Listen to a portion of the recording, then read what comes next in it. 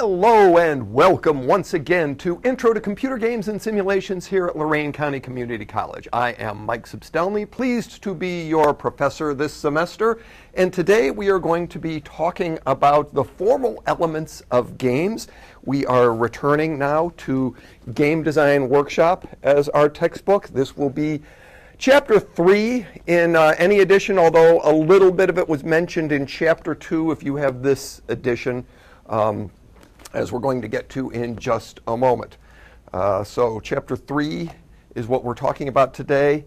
And recapping last time, challenge is very important to creating fun in games. Conflict is important, but challenge with risk is very engaging for players. Challenge without risk, we have found, is less engaging. And some games, some players are interested in nothing but the risk in certain things. All right, today's topics, we're going to cover three things. We're going to cover play theory, we're going to cover player interaction patterns, and we are going to cover game objectives. Today will be mostly a set of lists of concepts so that we have these common terms to talk to each other about games with this semester. All right, we're going to start talking about this fellow named Johan Huizinga, who wrote a very famous book in the 20th century. He's a Dutch historian, and he wrote Homo Ludens, a study of the play element in culture that came out just before World War II, or just at the opening of it. He coined that term because the term Homo sapiens was very popular at the time, man the reasoner. And also gaining popularity was Homo faber, man the maker. And so he thought that Homo ludens, man the player, was an important way to think of the human race, because he thought playing was extremely important to our culture, and he investigated it. Now, when he published Homo Ludens in 1938, he was a historian, and he considered this a history book. He did not consider it a science book. And if you get a chance to read it, I think you will find it is more of a history book. It is more exploring culture than it is psychology or anything else. The question he explored is, how far does culture itself bear the aspects of play? And that is not misquoted there. That is exactly the wording that is translated from his own words in Dutch into English in this book. And his idea was that human culture itself arises in the form of play. We see there the example of baseball in American culture. That means that those of us who are developing games, things that people are going to play, are developing the culture of our society. That is high stakes for you game developers, for we game developers, for, I guess it would be for us game developers. We are going to be very important to the people who play our games. And when he described gameplay, no one else had done this before, he said gameplay must be a free and meaningful activity. And it must be outside of real life. So those of you who make the claim, life is a game, would be disagreeing with Huizinga's definition. He said a game must not be real life. That's exactly why people play games, for their own sake, not for real life. It's an activity that you carry out for the sake of carrying out the activity. It's playing. And it has to be bound by its own rules. As we said in week 2, when we were describing what a game must have, it must have rules. And those rules are not necessarily the same rules as real life. A game, when he coined the term play theory, he described the conceptual space in which a game occurs. In this case, we're looking at plants versus zombies, and the conceptual space is this front yard where zombies are approaching from the street toward your porch. It is not really a front yard. It is digital. It is this thing that exists in a game, but in your mind you translate the green patches and the little plants and things like that and say, okay, I am defending a porch with a front yard as my battlefield. And so that is the conceptual space. Or in the case of chess, this chessboard, another battlefield sort of thing. The conceptual space is what's in your head about where things move around within the boundaries, I believe we talked about last time, of the game. And so the conceptual space, we've got here two examples in Star Wars Battlefront 2, I believe, and Evil Clutches, where the conceptual space in these cases is inside a cave. These are not really caves.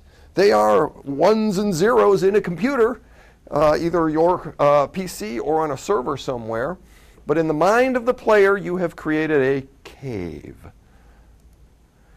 The actual space in which the game is taking place may be quite different. I suppose it would be possible to take your computer into a cave and play Evil Clutches in a cave if you wanted to, but generally the actual space that the players are inhabiting while playing the game is not the same space as the conceptual space. And Huizinga said that the boundary between actual space here and the conceptual space here or there is something he called the magic circle. And so Huizinga's magic circle is an important concept for us in game development. He determined that players are willing to do things inside the magic circle that they would never do outside the magic circle, like carjacking, for instance, or playing, in this case, a Battlestar Galactica board game, in this case, playing these genocidal robots out to destroy the human race. It's not something you would generally do in real life outside the magic circle. Inside the magic circle, players are perfectly willing to become genocidal robots bent on destroying the human race. All right, now there are other forms of entertainment that include violence and sex and other taboos. For example, Moulin Rouge, a film with some sex in it. Heart of Darkness, a book with some violence in it. Brokeback Mountain, another taboo thing. Goldfinger, actually any James Bond book or movie is going to have all of those things probably. And music also tends to have some taboo subjects covered. But only in games do you get to experience courage, really. You get to take risks. You get to make difficult decisions when playing a game. Well, a player gets to do those things. And so that's something he determined was unique to games. And let's talk about entering that magic circle. How do you get players to enter your magic circle? His terminology for it was you had to accept the invitation to play. And so you may notice game developers do things to make an attractive invitation to play their games. Laser tag, for example. They could make boring-looking guns, but in the case of the psychopathic instructor here that's running around with a laser blaster, they've made a gun that looks really cool. And you want to grab this thing and you want to run around blasting away with it because it looks awesome. All right, pinball games. That's the pinball machine in my house. Blinky lights and music and sound effects and things like that. And they're actually kind of have a bump, bump, bump thing going on when you're playing. There's some excitement built up by pinball machines and gambling machines. They entice you to accept the invitation to play. Now, for the games you develop in this class, part of the invitation to play, I suppose, is maybe a splash screen at the beginning of your game. The games are generally controlled by a keyboard or a mouse, but I have back in my office these X-Arcade panels, and if you want to develop a game that uses one of these that looks a lot more like an arcade machine that you might use while playing a game that requires quarters to insert, well, it's got heavy-duty buttons and a joystick and side buttons for pinball flippers and things like that. If anybody wants to develop a game for that, let me know. We might even arrange at some point next spring when we do our video game conference here, our Level Up conference. If you want the public to play your game, we could probably arrange that. So that's available to you. See me outside of class if you want to develop a game that uses that as a keyboard. It's pretty easy. All right, and we're still talking about accepting the invitation to play. Oh, here's one of my favorite ones. This is me accepting a very strange invitation to play. This is one of the most alluring invitations to play you're probably going to come across, and that is the brainwave helmet used in the Play Attention games. They're a series of games you play using your brain waves.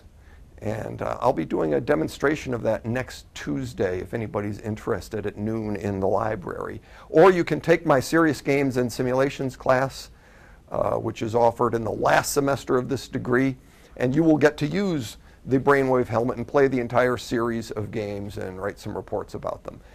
It's an interesting experience. You can see here I'm generating brainwaves, and this red bar says my brainwaves right now are strong. And so I am causing my killer whale to dive down and collect treasure at the bottom of the ocean. If my concentration lapses, my brain waves weaken, and the whale will get lazy and drift up toward the surface. And so that's how that particular game works. There's an entire series there. Everybody looks at this and says, oh my gosh, I've got to try that. But actually, when you're doing it, it's kind of hard work. And people get a little bit frustrated. And the idea of this game is that it's a therapeutic game for people with attention deficit disorder. It supposedly helps you get the skills to be able to turn on your powers of concentration when you want them. And if you'd like to play it, take the Serious Games class or show up next Tuesday. Okay, still accepting the invitation to play, and I love that invitation to play. All right, once inside the magic circle, players may assume some roles.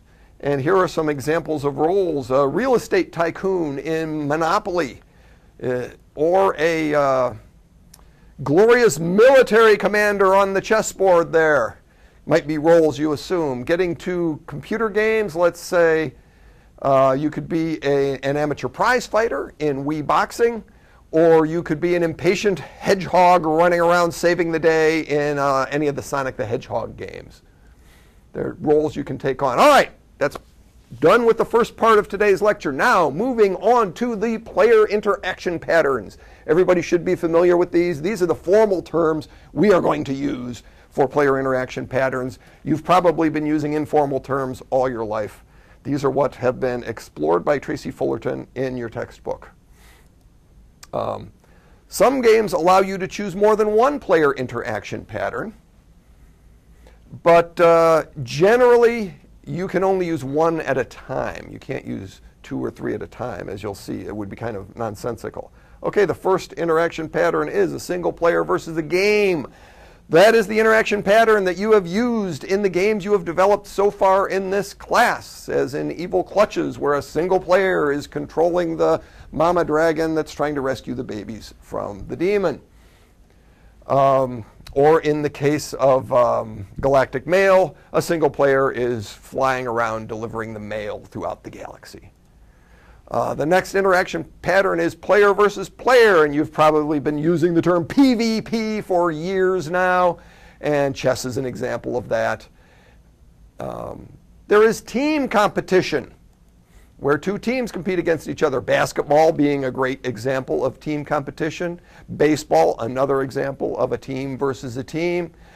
Star Wars Battlefront 2 that we were just talking about is a game where you can play team versus team if you choose to on an online server. Next player interaction pattern is multiple individual players versus a game all at the same time. You may have to think a little bit for examples of that. Well, how about Bejeweled games, where a whole bunch of different people can be playing against Bejeweled, and they can play against each other, boast their scores against each other, or possibly, Farmville. Farmville is multiple individuals versus a game, all at the same time or asynchronously. And that's the neat thing about this player interaction pattern. It can be played asynchronously. One player can play at 3 o'clock, another player can play at 9 o'clock or any other time. And that is why so many Facebook games use this player interaction pattern. It wasn't used a whole lot in computer games before the social games came along. And we're going to be talking about those in about a month, social games and stuff such. But it's a popular player interaction pattern. People are making a lot of money using this player interaction pattern with asynchronous online games right now. Let's talk about multilateral competition as a player interaction pattern. Poker is a good example of multilateral competition.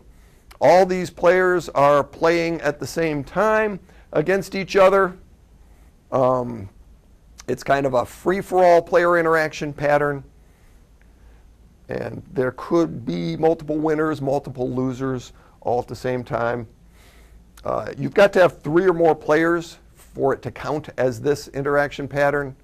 And most gamers just use the term multiplayer when referring to this player interaction pattern. Formally, we are going to call it multilateral competition in this class. All right. Multilateral competition is popular with board games. Fullerton, the author of your book, suggests that 3 to 6 players is probably optimal for this. Once you get to more than that, it's a bit of an overload. And it wasn't used in computer games a whole lot until Wii Sports came along. Wii Sports discovered that they could make a game that people liked to play as a family game, that the family would gather around and play at the same time against each other with the Wii Boxing and the other games in Wii Sports. And it's possible that they kind of stumbled on that, but it became quite popular. And there are now lots of other games that are like this. All right, unilateral competition. What the heck is unilateral competition? Well, unilateral competition is where everybody is against one player. Various games of tag have unilateral competition. This is, you can play any game with a King of the Hill scenario or a tag scenario is doing unilateral competition. And that's a Halo King of the Hill scenario that's showing there. Is that clear to everybody, where you've got one person with one certain power and all the other players are against that player? All right, and then there's co-op. Cooperative play, like you're going to make in Wingman Sam, coming up in near the end of this semester. You'll be making Wingman Sam. It's a really fun game. You'll love it. Artemis Spaceship Bridge Simulator is a great example of cooperative play. It takes 6 players cooperating at a minimum to play this game. You could have multiple crews cooperating with or against each other, but it is of necessity a co-op game. And Artemis actually was rated the #3 co-op game in the history of games by PC Gamer magazine last month. Kind of exciting. Local game makes good. Wingman Sam is a symmetrical multiplayer co-op. And I want to make that distinction. In Wingman Sam, the game you're going to be making, 2 airplanes controlled by the player are shooting enemies. Enemies are flying around and trying to shoot you. The 2 players are pretty much identical to each other. They do help each other and rescue each other and save each other and things like that, but they're cooperating for one common score. You share a score in that game. So it is not competitive at all. It is just cooperative. Whereas in Artemis Spaceship Bridge Simulator, you've got one player who's the captain, and another player who's the engineer, and another player who's the weapons officer, and another player who is the, that's the helm officer, and another player who's the science officer, and another player who's the communications officer. And it takes all of those players to operate the spaceship bridge in this game. You have completely different powers and abilities in this game. So it's asymmetrical. They are different from each other, whereas symmetrical in Wingman Sam, they are the same as each other. Okay, now we're on to the 3rd part of the lecture. We're in the home stretch now. We're going to talk about the game objectives that are described in Chapter 3 of this book. And it's important to understand how to tell the difference. Capture is a common game objective, as shown in, well, chess, for example, or kill and capture. They're considering the same thing. The kill objective is used in an awful lot of computer games, but killing and capturing, pretty much the same thing as far as this game goes. Chase, laser tag would be an example of a chase game. And race is another example. But let's talk about the difference between these two so it's clear. In a chase game, and with laser tag you're chasing each other around with these laser blasters. In a chase game, one unit is pursuing another unit as an objective. And you don't know, the chaser doesn't know where the chasee is going. The chasee is trying to escape, and the chaser is pursuing and trying to capture. In a race game, everybody is headed toward the same objective. You all know where the finish line is, and you're all racing toward that finish line. So there's actually a huge difference between a race or a chase game. So if you're asked on a quiz or a test, if you're presented with some game and asked to choose, is this a race game or a chase game? Think about whether the players are headed for the same objective, or one player is pursuing another player and has no idea where that other player is going to evade toward. Clear? Good. Moving on. The first to reach the same finish line in a race game. And for example, freeze tag, great example of a chase game where there is no finish line. You're just chasing where you're chasing wherever the person you're pursuing runs to. All right, alignment games. Bejeweled is an example of an alignment game. All the Bejeweled games are the Candy Crush sort of games. Ion Field, an educational game developed for Lorain County Community College and used in our chemistry classes to teach the octet rule, is also an alignment game. You align these little atoms so that their ion fields obey the octet rule to make chemical compounds, and that's how you score points, and you, during the process, learn the octet rule. Both of these are alignment games. Go is an example of an alignment game. Tic-tac-toe, Connect 4, they're all alignment games. Oh, Tetris. Tetris is a great example of an alignment game. All right, Rescue, another game objective that's tried and true and been used a lot. Or Escape. Your book says those are equivalent, Rescue or Escape games. Donkey Kong introduced, as far as I know, that to computer games, this objective. But Portal is another example. All the Portal games are escape-type games, or you might think of as Rescue. Protect, they are also saying, is one of this type of game. So good old-fashioned Missile Command would be an example of that. Anybody ever played Missile Command? All right, Missile Command, where you've got these cities down here that must be protected from these weapons, the nuclear bombs that are falling on your cities, and you're trying to shoot them down before they hit. That's a Protect game. Great example of one. All right, Forbidden Act games. A really good example of a Forbidden Act game is Twister.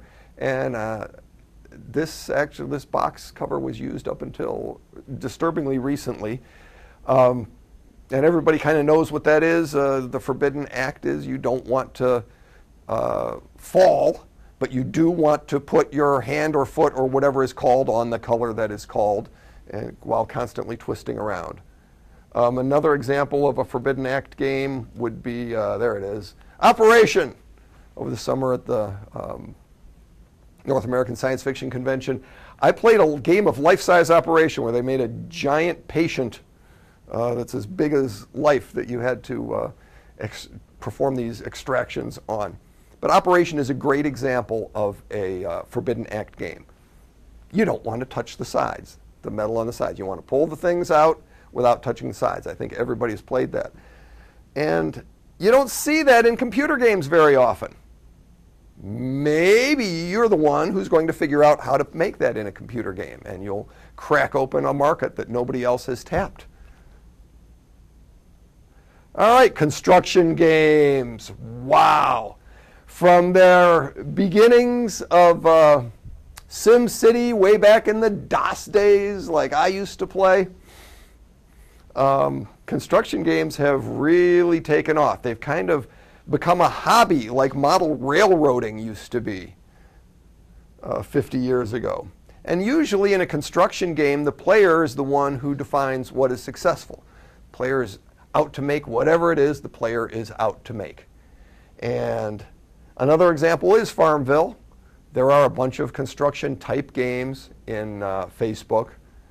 And people just, in that case, want to show off to their friends. Railroad Empire is a Cleveland-based Facebook construction game where you're trying to lay railroad tracks all over North America and beyond.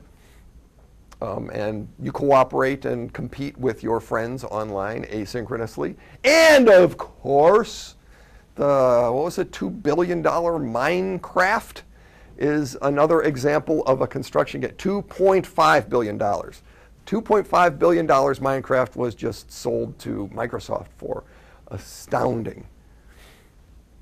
And that's an indie game. You could all be indie game developers too. All right, and exploration games, home stretch now. Exploration games are games where you have an objective of exploring and discovering things. This is VGA Planets, an exploration game I played back in the day. It was a turn-based game that went by email. Exploration is often not very exciting to players, and so it is usually combined with, oh, what happened to my presentation? It is usually combined with other objectives, like combat, like the kill, capture, building is often combined in exploration games, and so we have a more recent example here. Whoa, my mouse has gone insane. This is Dwarf Fortress. Recent game that's kind of cool, that people are, that's a hit right now. That's kind of an ASCII-looking game. That's one of its defining features. And in this, you are exploring, you are building, you are fighting, but exploration is a big part of it. You have this giant procedurally generated world that starts off, and you go out to explore and conquer it in the case of many games. All right, another game objective is the solution.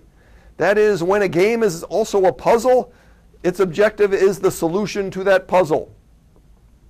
And the only difference between this and a regular, like a crossword puzzle or a Sudoku or something like that, is in a game form, it could be multiplayer.